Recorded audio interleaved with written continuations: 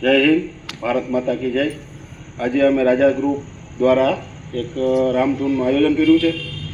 ભારત તથા વિશ્વમાં દરેક દેશમાં જે આપણા હિન્દુ ઉપર અત્યાચાર થાય છે તો આપણે હિન્દુને ખરેખર એકતા દેખાડવી જોઈએ।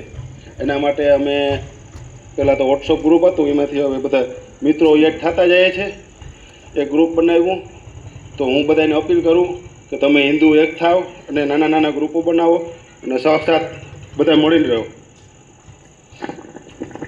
વંદે માતરમ। હવે આપણે વાત કરીએ હિન્દુત્વ વિશે। તો હિન્દુત્વ શું છે? હિન્દુત્વ ખરેખર તો પ્રકૃતિ કે જીવ પ્રેમી પ્રજા કે જે લોકો હિંસામાં નથી માનતા એટલું બધું, પરંતુ અત્યારે આપણે હિન્દુને જ અનુલક્ષીને ટૂંકમાં એવું પણ હાલે છે કે એ લોકો ઉપર અત્યાચાર થાય છે દેશ વિદેશ બધી જગ્યાએ। તો જેને અટકાવવા માટે અમે લોકોએ રામધૂનનું આયોજન કરેલું હતું શ્રી રાજા ગ્રુપ ઓફ પોરબંદર દ્વારા।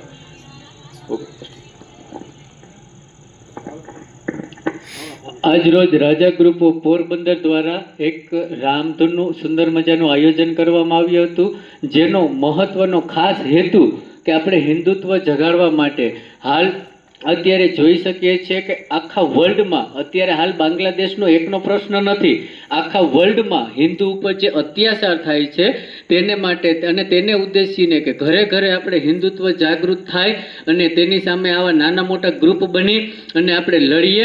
અને લડી ન શકીએ, આપણે ત્યાં ન જઈ શકીએ તો ઘરે બેઠા બેઠા આપણે બરાબર અત્યારે સોશિયલ મીડિયાનો ઉપયોગ કરી અને આપણે હિન્દુત્વને ફેલાવી અને જે આ હિન્દુત્વ વિરોધી જે કર્મ કરે છે બરાબર, તો એને આપણે ડામવાનો પ્રયત્ન કરીએ।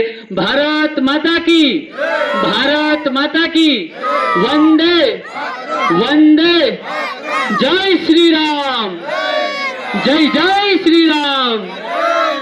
અસ્તુ।